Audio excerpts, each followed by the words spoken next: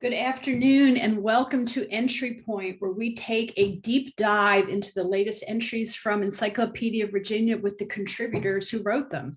I'm Patti Miller, the editor of Encyclopedia Virginia, and I'm pleased to be hosting today's discussion about Thomason Hall, an intersex individual who lived in Colonial Virginia and was the focus of a fascinating court case about the question of Hall's gender identity. For those of you who aren't familiar with Encyclopedia Virginia, we are a free, reliable multimedia resource that tells the inclusive story of the history and culture of Virginia. We invite you to explore the best and most current scholarship at encyclopediavirginia.org. Before we get started, a couple of housekeeping issues for today. Please share your questions on the Q&A tab. And also this event has closed captioning enabled, so you can turn that on and customize that at any time if you'd like to use the closed captioning feature. Now, I'm pleased to introduce today's guests, but before we do that, I want to offer a brief definition of an intersex individual for people who aren't familiar with that term. An intersex individual is a person who has a reproductive or sexual anatomy that does not fit into the typical male-female binary sex classification. It's estimated about 1.7% of people are born intersex, which makes it a not super uncommon variation of human sexuality. And with that, I'd like to introduce today's guests. Julie Richter is the author of our new entry on Thomason Hall. And she is the director of the National Institute of American History and Democracy at William and Mary. And I'm going to drop into the chat a link to our new entry on Thomason Hall for anyone who would like to check that out. And following Julie today, I'd also like to introduce Ren Tolson, who is a military interpreter at Colonial Williamsburg and a member of the Gender and Sexual Diversity Research Committee at Colonial Williamsburg. So with that, we're going to turn it over to Julie. And Julie, tell us a little bit more about Hall and how Hall's gender identity became of such interest to the community at Colonial Williamsburg. Well, I'm really excited to have a chance to talk about Hall. And I will tend to use Hall to refer to them as I feel easier to keep track of what I'm saying. And Hall is just such an intriguing person to consider in early Virginia because of the documentation that survives about their life in Virginia and also before they left for Virginia. It was really unusual to have this much information about an individual who lived in early Virginia, especially about a person who served as an indentured servant. So the lowest social level, and Hall may have reached the point that many others did, that migrating to Virginia was the best option they had to support themselves. Early Virginia was not an easy place to get established, and he's not an easy place to live. So just the sheer fact that we have all these depositions about their case lets us know about their early life, growing up as a girl, perhaps through the choice of parents, acquiring domestic skills from an aunt in London. And then as an adult, we see Hall making decisions about how to present themselves, sometimes as a man, sometimes as a woman. I guess I can put my historian hat on a bit more than a biographer hat today.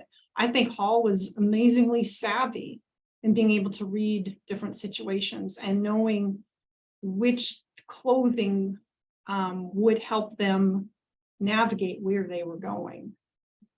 Choosing to dress as a man, if you're going to sign up for the Army, makes an awful lot of sense in the 17th century.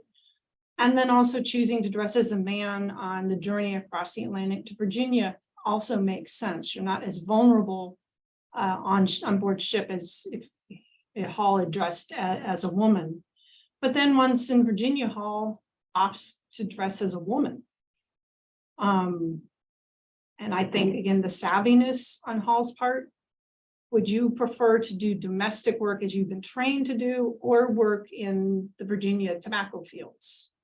And through the work of a number of historians, in particular, Kathleen Brown, we know that white womanhood was being created by early Virginians at this point. So socially and physically, there'd be advantage to Paul to dress as a woman once they got to Virginia.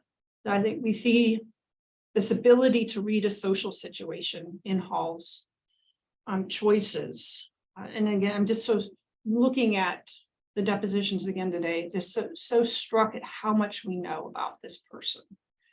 So that's why I think Hall's story is exciting in terms of an individual story, but then it's also the story of an early community in Virginia trying to make sense of itself. Early Virginia was not an easy place to live, high demographic turnover, the disease environment, even in the 1620s on the south side of the James River, is higher than in England. And then there's a steady turnover in population as more men and women choose or feel that this is their last choice to leave England to come to Virginia, and then the forced migration of Africans in the 1620s. So this place is fluid, it's always changing. And so the members of this community are really going to be trying to figure out who everybody is. And as soon as Hall changed clothing, I think their neighbors were watching. Just like what, we thought Hall was a woman.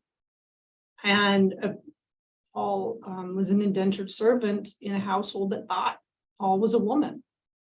But then we end up getting the community involved in trying to sort out where Hall fit. And I think it's intriguing to see the role of women in Hall's case. English tradition allowed women to investigate the body of other women in cases of trying to determine who might have fathered an illegitimate child, or any questions about how the body was presenting. Married women had this authority, and married women very quickly examined Hall several times because they wanted to have a role in this decision. At least one of the women who investigated Hall's body was one of the wives brought over to Virginia one of the women brought with the express purpose of marrying young planters, settling them down, and being able to do the domestic work. So if you're Alice Rhodes, the woman I know was one of this group, you're going to be very interested in investigating Hall. Is if Hall is indeed a man trying to be a woman, that kind of weakens your place in this growing social order. And maybe there's even some jealousy about Hall's ability to do needlework. That is definitely in the historian's speculation mode there. But everybody wanted and felt they had to figure Hall out. Because this society, as I said, it's still getting structured. There's no formal county court system yet in Virginia. The parish system is barely established in some areas of the colony. So for the English to feel settled, they need a social order. They need a hierarchy. They need to know where Hall belonged. And it's very disconcerting if you look at a person in 17th century Virginia and can't tell. Clothing was such an important clue. So another cool thing that we get from Hall's story is clothing. We know what kind of clothing female indentured servants were wearing through the decision of the general court case to have Hall dress as both a man and a woman. Again, the women really intrigued me, and I think they must have been frustrated at the end of this process because the married women were not allowed to voice their concerns in the general court in Jamestown when the final decision was made about how Hall would dress. And if you're a member of the council still trying to figure out what kind of authority you really have in this colony, do you want married women telling you what you should do? The answer is no, that the men are going to make this decision and try to control the hierarchy. So again, Hall is just truly intriguing for what we know, and also for what we still don't know. We don't know what happened to Hall after the decision that Hall would dress as both a man and a woman. I would love to know. And this is, one of those challenges of the 17th century. So few of the court records survive, that it's left for us to imagine what happened. And my imagination leads me to believe Hall moved to another part of the colony and started over again. News is not going to be such that travels quickly.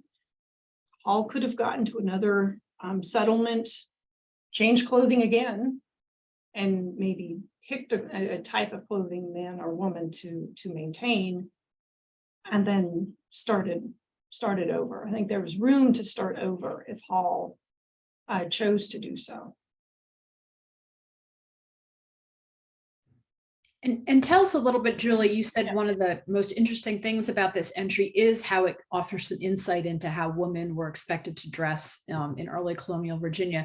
Tell us a little bit of the specifics of how the court ordered Hall to dress so that people would recognize them as both a man and a woman, because that was rather unique. Yeah, you're quite right, Patti, that if Hall followed what the general court said and didn't just disappear off into the countryside, they want to get the wording right for what the general court decided. Oh, here it is. That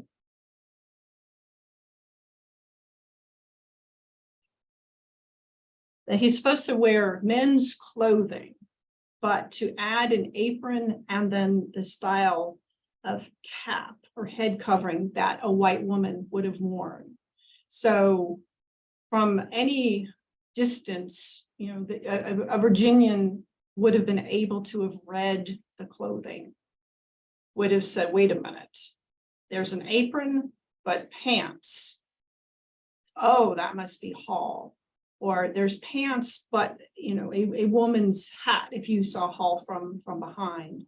So visually, anybody who saw Hall in this outfit is going to know that the clothing is neither that of a man nor of a woman, that the leaders of the colony had put Hall in the middle.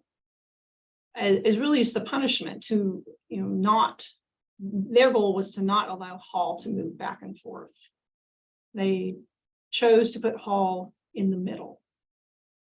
Really, I think, as a punishment for not choosing one or the other. And that does seem like it was meant as a punishment and maybe a source of humiliation, because you would be not seen as either or, which is an interesting, although as you note in the entry, in some ways it was a light punishment in terms of there was no further punishment as to that. Yeah, and there was no physical punishment administered, which is something that did happen in a range of court cases in the 17th century Virginia. But I think it is meant to be punishment, and the sign that 17th century Virginia fully believed in a gender binary, and if he wasn't going to, Hall wasn't going to choose a place, they were going to. By putting Hall in the middle, the leaders pushed him out of society. Like you're over there, you don't belong here or here, so we put you away, really, as far as we can. And I encourage everyone to take a dive into this entry, because it is really fascinating to hear Hall's own words. As you said, it's very rare in something like this to be able to hear from someone, but the court case did preserve some testimony from Hall. And then we also get voices of the women in the community who, as you know, were very interested in policing who Hall was and how Hall presented. And that also was rare to hear voices from women in very early colonial Virginia. So I think that's what makes this entry so fascinating, is the ability to read those people's voices, which we don't get to hear very often in history. So I encourage everyone to take a dive into that, to hear from people in, very early colonial Virginia that you rarely get to hear voices from. With that, we'll turn to Ren. And Ren, tell us a little bit about what you do at Colonial Williamsburg and your work with the Gender and Sexual Diversity Research Committee there. Yeah, good day. I'm Ren Tolson. So I work with military programs, which is in the historic trades and skills. So we research and basically do demonstrations of different military life skills, basic life of a soldier. We're the people that fire the cannons. That's my department. And then with the GSD, with the Gender and Sexual Diversity Research Committee, my specific area of research is sex and gender construction, specifically as it relates to intersex people in the 18th century. So I've definitely written on and touched on the 17th because it's got to inform, as well as the 19th, just to see how the trend continues. But my main area of expertise is the 18th century, and it's just how the 18th century, colonial, but just in the British Empire, how people are conceptualizing and constructing their own identities, because they do have completely different ideas and beliefs about these subjects than modern day. The way that they are viewing sex is different in both a legal and a social sphere than modern versions. And sometimes we assume it's the same, or if it's just going to be more conservative than a modern version, and that's not necessarily the case. It's just inherently different. And same with gender, and then gender roles. So distinguishing between those things and kind of trying to come to a place of understanding with this completely different culture, which is just the past here in Virginia. And tell us, I know you've done a deep dive into the law around intersex individuals, and tell us a little bit, first of all, that there is a surprising amount of specific law that deals with this, but tell us a little bit about what you found about how the law treated intersex individuals in this period. Yeah, so intersex people, like you mentioned right at the beginning, they represent 1.7% of births. It's not an uncommon thing. That's more common than, red hair right here. So, a fair amount of people are born intersex, and especially in the 18th century, where 17th and 18th century, where it's not like they're doing any medical intervention to medically alter anyone. That's a very modern thing. The modern medical erasure of intersex people is just that, modern. We do these medical interventions and all that, and we say, there's not that many intersex people. In the past, especially, a whole host of conditions that we modern day would not consider intersex, people would not be considered intersex, in the 18th century they were using the term hermaphrodite instead of intersex, which is a bit of a slur modern day, so I'm not using it right here, but they are considered a sex. Intersex people, that's a sex in the 17th and 18th century. You see already in Cook's law, he says, who can inherit, when he's talking about ways that you can inherit, and he says male, female, or hermaphrodite. And hermaphrodites may inherit based on the sex which prevaileth when heat is applied. That's when they say heat is applied by 17th and 18th century minds, they're talking about puberty. So puberty or arousal. So how the body would change as you're growing and aging. And because there's this understanding that a certain number of people are going to be born with these bodies that don't easily fit these definitions of sex, the thing that they have a very strict view on is gender role. So your body can be one thing. You can be, intersex when you're born, but you need to choose to live as a man or a woman, and you need to live within that role. And because sometimes your parents might choose incorrectly, which we see with the case of Michael Andrew in the early 18th century, is a French intersex person, Parisian. A treatise is written on them, and they actually become basically a professional medical test subject throughout their life, kind of traveling around and letting themselves be examined. They actually get baptized twice as Michael and Anne, because religiously, the parents are acknowledging we don't know how our child is going to grow as an adult, and they decide to raise Michael Ann as a girl, and later Michael Ann lives as a man, still going by Michael Ann, that is their name, but they live and operate as a man within the gender role.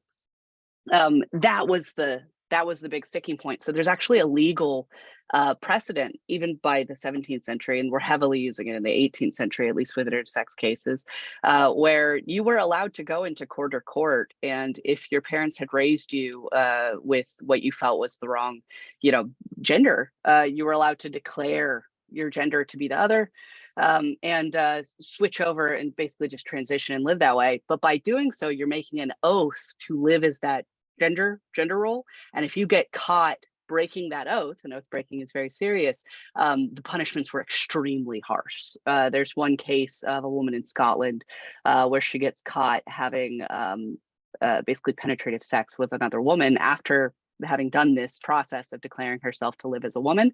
And they say that's not allowed, and she actually gets buried alive. That is the punishment. Yeah, it's very extreme. That case is very extreme. Usually it's not quite that severe, but there is a legal precedent and a legal process. And one of the things I find very interesting about the Thomasine Hall case is they were not using it. Part of the community's, I think, confusion and bafflement of Hall is that they were, switching back and forth between living as a man and acting as a man and acting as a woman. It's not just the clothing. They were when they first came to the colony, they took, I believe, their indenture as a man, but then they switched to a woman's indenture, and we're doing women's, which it is kind of different, the contract and the work expected, and the switching back and forth without legally declaring anything, that's a problem. That's what people are saying. No, we don't like that. 17th century is really interesting because it was still very much personally decided. If you went in as an intersex person, it was up to you. You would say, I am a man or a woman. By the 18th century, they're arguing whether it should be a medical professional deciding that, whether you should have any say in whether you're living as a man or a woman. And by the time we get to the 19th century, you have a case of like Herculine Babert, I believe, in France, where she is forced to live as a man, much to her detriment, because a doctor is like, no, you're not allowed. So you kind of see this transitioning, legal and medical understanding and policing of intersex bodies as we go through the 17th into the 19th century. Which very much tracks a similar policing of female bodies, especially, and the practice of midwifery, where much of the medical care and personal care was provided in the community by people who knew community members who were self-described experts. And then this is professionalized, and people who have to go to a school and who are generally men, white men, are given the authority over bodies of everybody else. And it's very easy to see that trend across a range of areas in that period. It's particularly interesting, I think, in very early Virginia to see this, because as you mentioned, the confusion was with the switching and the kind of blatant switching. You take an indenture as a man, and then all of a sudden you're like, oh no, I'm going to do needlework and stay inside. That'd be great. Is some of that, I wonder, and maybe, I don't know if Julie, you could comment on this too, is the sheer fluidity of early Virginia society. Was Hall taking advantage of that? I mean, it was a rough society in terms of survival and in terms of just kind of getting a toehold in the wilderness. Did that enable, maybe embolden Hall to think that they could be a little bit more flexible than they could be back at home? Yeah, I think Hall is savvy enough to realize it would be better to present as a woman most of the time. It kept you from working in the tobacco fields. I'm not saying life in early Virginia in any place was easy, but domestic work inside even a 17th century house is physically less taxing than working in the tobacco fields from sunrise to sunset and just trying to figure out exactly how to grow this tobacco.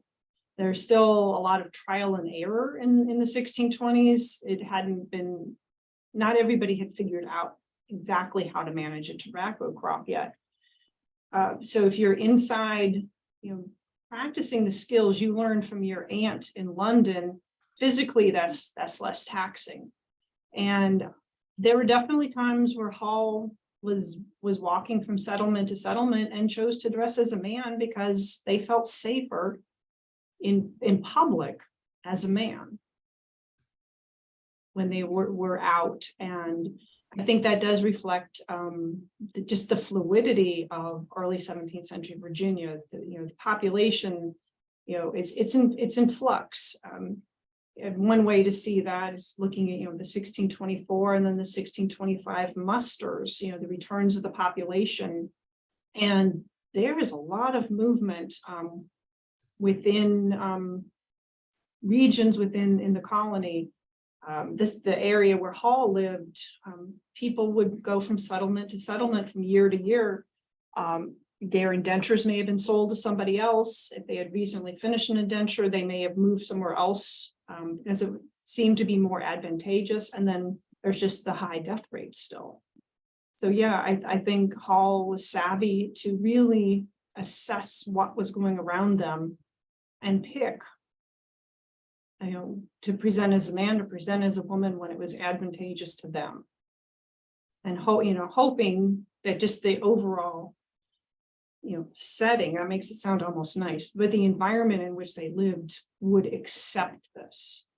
He's had certainly managed to go back and forth in cities in England and, presented as both a man and a woman in London and as well as Plymouth, granted larger areas, but had not, from what we know from the record, been challenged about self-presentation there. And Julie, talk a little bit. I'm also going to put a link in the chat to our entry on women in colonial Virginia, which Julie also wrote for us. Talk a little bit about situate Hall somewhat in what is happening with women in colonial Virginia in that time and their status, because that's a big part of the story is the larger also changing landscape for women in colonial Virginia, especially for white women in colonial Virginia. Really, by the end of the 16 teens, you can see the landscape changing. There's the sense that you need more white women excuse me, to come to Virginia to be wives, to be good wives for these emerging planters, to kind of settle the planters, convince the men that they needed to stay in a place within the colony, have a house, have a domestic life. So white women are seen as being essential to the success of the colony in the late 16 teens, early 1620s. I said Alice Rhodes, one of the women who examined Hall, is in that group. So they were heavily recruited in England to come serve this very specific role within the colony, really giving these women a status that they wouldn't have had at home as being an important part of creating this hierarchy. And there's already, I think, if you read the records, a divergence in how white women are treated and African women are treated in the 1620s. White women in those musters in 1624 and 25 have a first and the last name, or if they don't have a first name, it's like mistress, and then you put in the last name. African women have a first name or perhaps no name at all. They're just listed as Negro woman. So there's this divergence in gender roles for white women and Black women taking place really in the 1620s. So again, Hall's going to see this going on while they're reading the social landscape and trying to create a spot. And I think Kathy Brown, again, in her book, Good Wives, I should know this, Nasty Wenches and Anxious Patriarchs, really does an important job in pointing out how essential role women had in the development of legalized slavery in Virginia and the creation of the social order. That 1620s, 30s, and 40s. So if Hall lived much past the 1629 court case, would have seen this continued evolution of a specific gender role for white women and the increasingly marginalization of African women from the role of woman. They were really moved to the role of laborer and forced to labor in tobacco fields with white and Black men.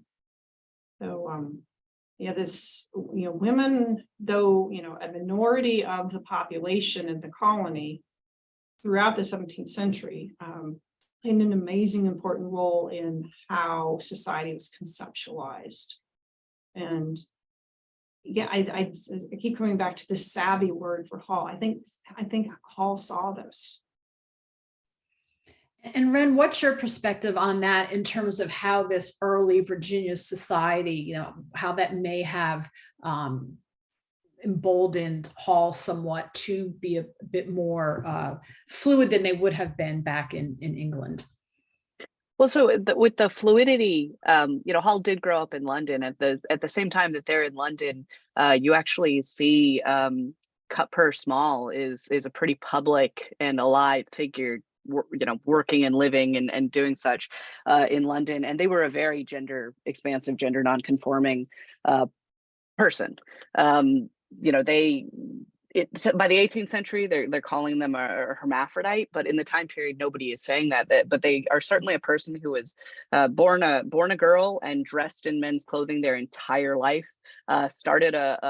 Basically started a women's only gang in the course of their life, and then became a criminal like highwayman, and then a fence, and then there were plays written about them where they were like this celibate, matchmaker criminal with a heart of gold that they went to and performed at. Like, all that was happening in London at the same time that Hall was there. So seeing other people being a little bit more gender fluid and just a little bit, having a little bit more of a relaxed nature with trying to control gendered clothing, especially in lower classes and working classes, that's starting to happen. 17th century, there's starting to be a cultural shift and a loosening of some of these highly legal procedures around, sex and gender and all that, because it's certainly still a thing in the 17th century, but it's starting to get a little bit more, loose. But yeah, like Julie said,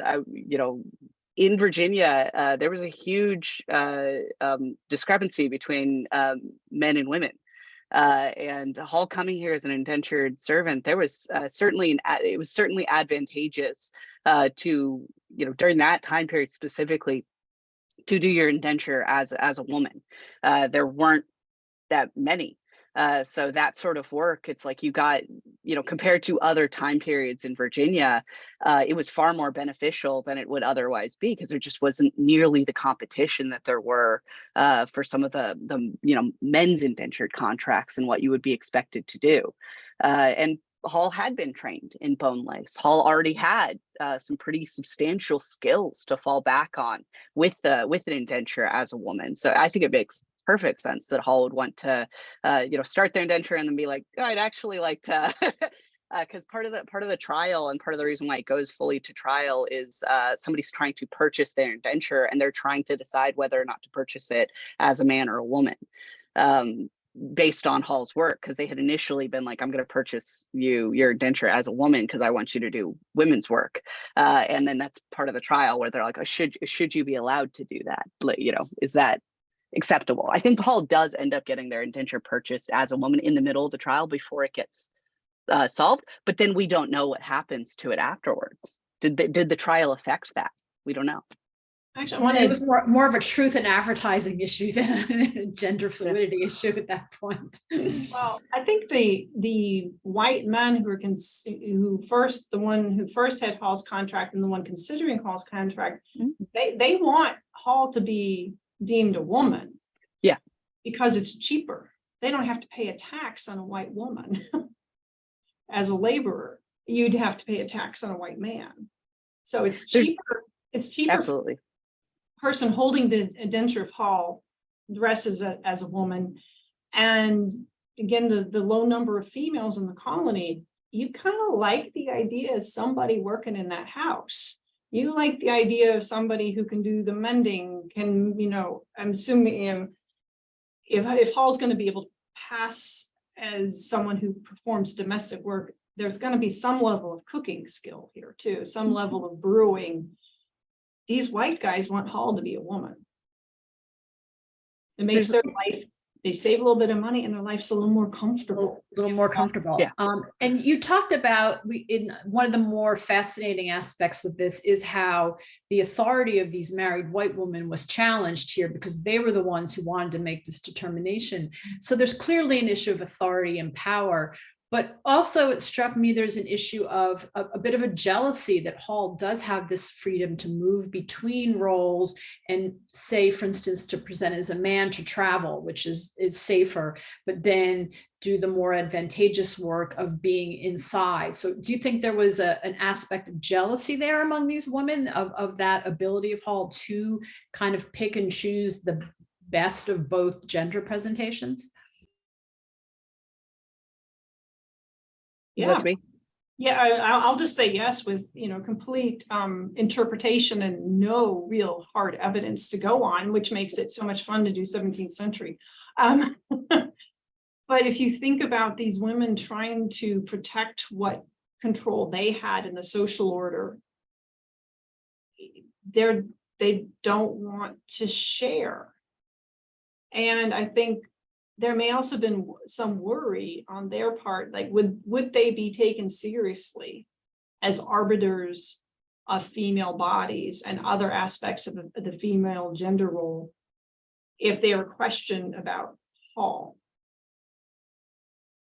So much of the 17th century is so tenuous. I mean, these English men and women could not bring English culture and society over to Virginia and just unpack it from their suitcase. It didn't work.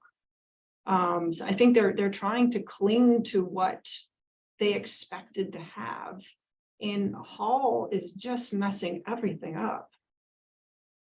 I think there's some jealousy. Ren, I'd love to know what you think.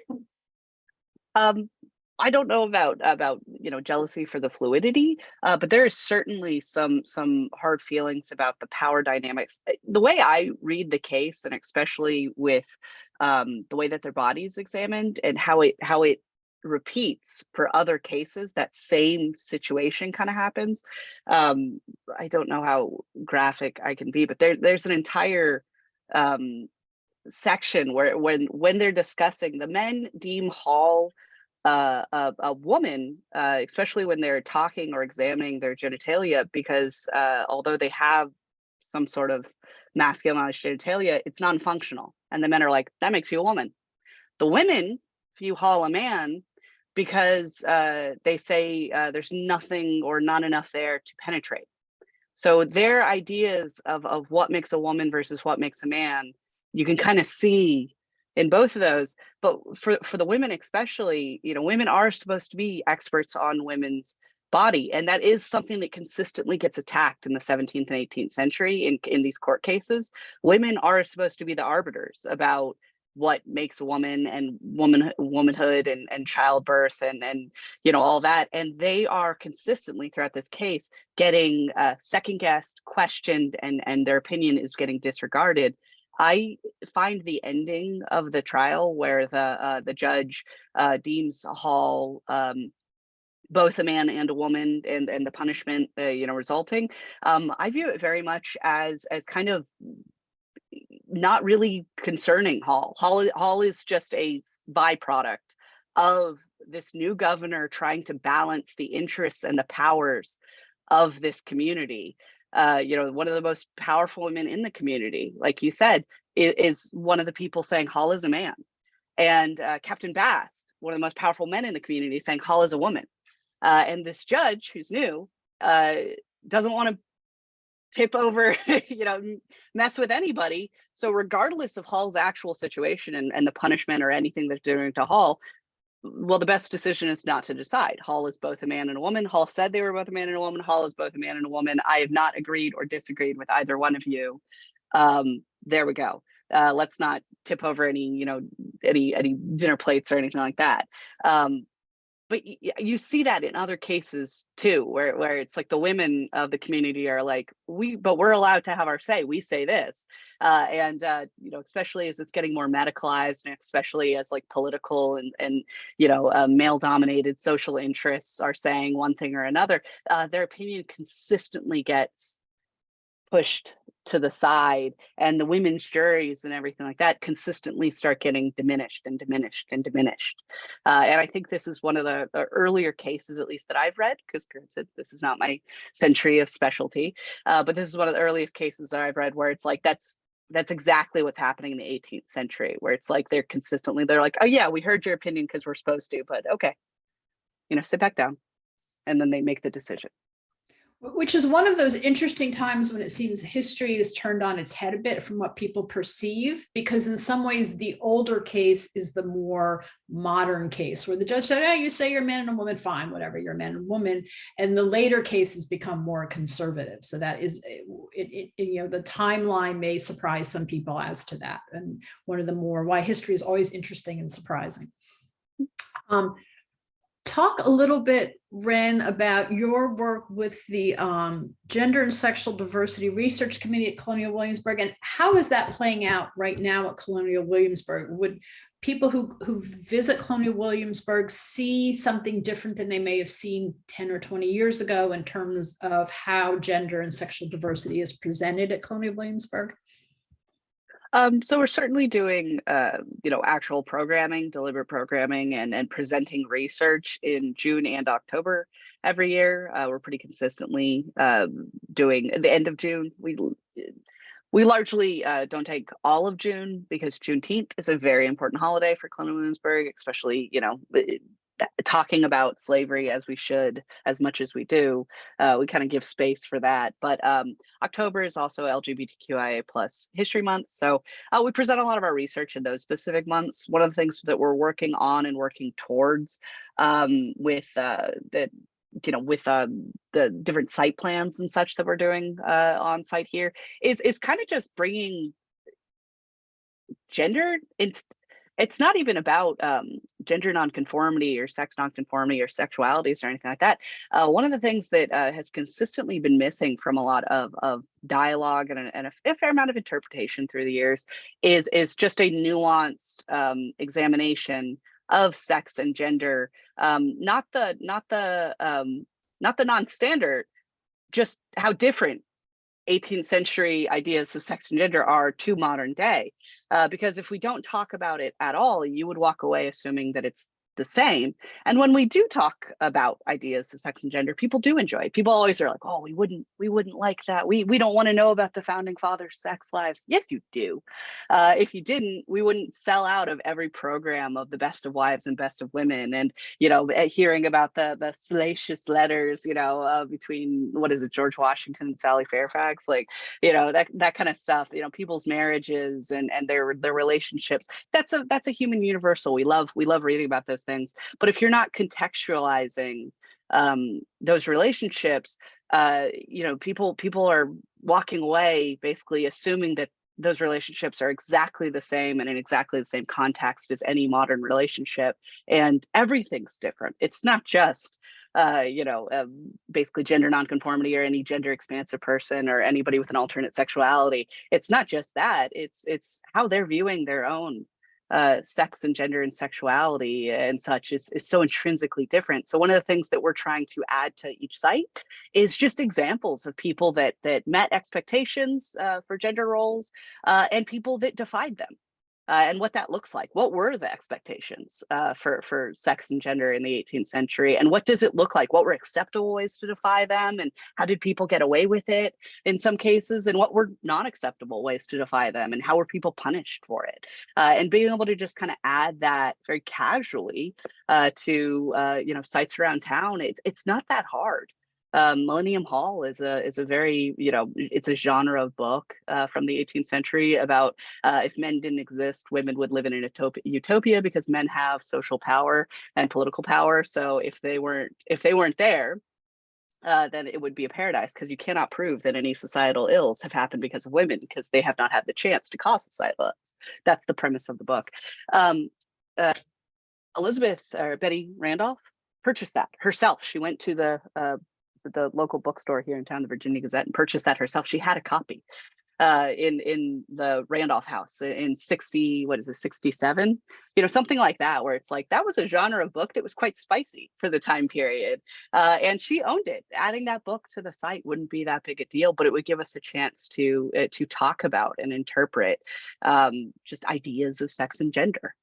Yeah. And I know also through the committee that you, I'm not sure who did on the committee, but working uncovered evidence of same-sex relationships in early Williamsburg. That's correct, yeah? So in Williamsburg, I don't know that I specifically have a case in Williamsburg, certainly in Virginia. I mean, for example, Charles Mary Hamilton, after their criminal trial, for marrying a woman and not necessarily dressing as a man, but dressing as a doctor, and their court case and such for that came to Virginia. So we have documentation of them being here in Virginia, and then they actually end up getting arrested up in Pennsylvania. And they send a multi-colony advert out in the newspaper where they were basically like, they've done nothing wrong, but we're super suspicious of them. If anybody has anything that they've done criminal, could you please contact us so that we can charge them with something? And they end up not getting anything and having to release Hamilton, so they continue on their way living, in North America. But yeah, we've certainly found documentation and in literature and such from the 18th century. The concept of same-sex relations is very much there. It's in what is it? Roderick Random is the fifth most popular fiction book in British North America. It's being sold a bunch here in town. There's multiple gay characters, men. That are very clearly and explicitly having sex with other men, and they're not necessarily demonized in the book. It's much more like in the 90s when they would have a gay character where they were queer coded, that kind of thing, and it was kind of a joke, but it wasn't necessarily completely horrible. They weren't like a villain for being gay, but like it wasn't necessarily a positive depiction of a person. It's that, but it's in the 1760s and 70s. So people would have had a familiarity with this concept, absolutely. And it's a bit of a shame in that much of the record we have of these relationships of these people like Hall does come through criminal records, because I think that does make it difficult to conceive of people within the larger society that many of these activities were going on without being criminalized or without attracting too much attention in the colony. We're finding more and more diaries, and as we're transcribing them and stuff, we are finding, it's easier to find now with digitization, transcription, and the internet. So it's a lot easier to find than we once thought it would be. But yeah, it's certainly something that could be criminalized, and therefore it's not something you're just very, very, very publicly doing necessarily, especially for men. For women, it's not. Women having sex with another woman is not criminal, not under British English common law. So you actually see, I find more examples of that in a non-criminal situation than I would most men. Yeah, I see court cases far more than I see anything else. Well, I think we are almost out of time. Is there anything else, Julie? Is there anything else you want to add? And we'll wrap it up. Tell us your takeaway from Hall, and what else are you working on? Are you working on anything else in this this fascinating era for women? I don't spend a lot of time in the 17th century right now, and looking again at the entry on Hall for our conversation reminds me of just how important it is to understand the 17th century, to kind of double back to Ren's point about context. We really do need to do a better job understanding the 17th century to then make sense of the 18th century. I'm going to return to some of these records. I don't expect to find testimony as detailed as what we have about Hall, but I do think rereading those court cases we do have that have words, so the depositions granted, they are through, perhaps the bias of the clerk who recorded them, but this is, 17th century words are pretty darn good to have. And to push harder against what we can actually learn from these words. But I think the 18th century is also a wonderful place to be. And Ren, I'm very excited to hear more about how gender will be further included in some of the interpretation in the historic areas. A lot of the students who take classes that NIAD, National Institute of American History and Democracy sponsor, involve field work in the historic area. So I'm be more than happy to ask a few leading questions about how much they're hearing about gender. As this is a really important time to think about how a more inclusive, and I mean that in every way possible, story can be told at places like Colonial Williamsburg, because it is really, really important to understand the 18th century as it can be our context for beginning to understand what's going on in the 21st century. And I think of, again, a more inclusive story, and I'll focus especially at Colonial Williamsburg right now, is so important as we lead up to 2026 and beyond. Let's understand what was really going on as best we possibly can in this city, in which Virginia's political leaders met and debated these ideas. Think about everybody who heard all of these discussions, all the people who were not included but knew what was going on. So the women, indentured servants, enslaved, whether people are gender conforming or not, the people in Williamsburg knew what was going on. And I'm just so excited for the work that Ren and others are doing to really personalize the historic area beyond the political leaders. So I'm going to be watching for that and hoping to find ways my students and I can contribute to that. And Ren, what are you working on now? What has your interest right now? Oh, geez. I mean, currently I got a grant to do 71st Highland Prisoners of War to kind of like delve more into prisoners of war, levels of unfreedom, as well as camp followers and their families and what that kind of looks like here in town, where we did have a fair amount of these, they were very much Highlanders. Many of them, or most of them, I should say, did not speak English when they come over here. They spoke Airsa, which is Scots Gaelic. But yeah, what that looks like and how that affected the community over here. I've been rereading and looking at transcribing some court cases. I've been waiting for the public records over in the Public Records Project over in Ireland. Their public records was it's I believe the 1922 project, I think is what it's called. The Public Records Project. It's their public records in Dublin were blown up in the Irish Civil War, and they've been slowly reconstructing them with the Trinity College of Dublin. They've been trying to digitize them, and I had a couple cases like Frances Gore, of a person who modern day we probably categorize as a trans woman, where the case kind of dead ends in Dublin because of that lack of the public records, and they've been slowly releasing the transcribed and digitized versions of the remaining, what they have. And if I could get just another clue, just another lead to kind of send me a little bit further on that path, I've been waiting, and I think it's finally up. So I just got to delve through a couple hundred pages to find my one that I need. History research. Yeah, it's so illustrious, truly. Well, Julie and Ren, thank you so much. It's time for us to wrap things up. Fascinating discussion. If you found today's event valuable, please consider becoming a supporter of Encyclopedia Virginia. Your donations make it possible to keep events like this free and online for everyone. And I will drop a link in the chat to where you can donate.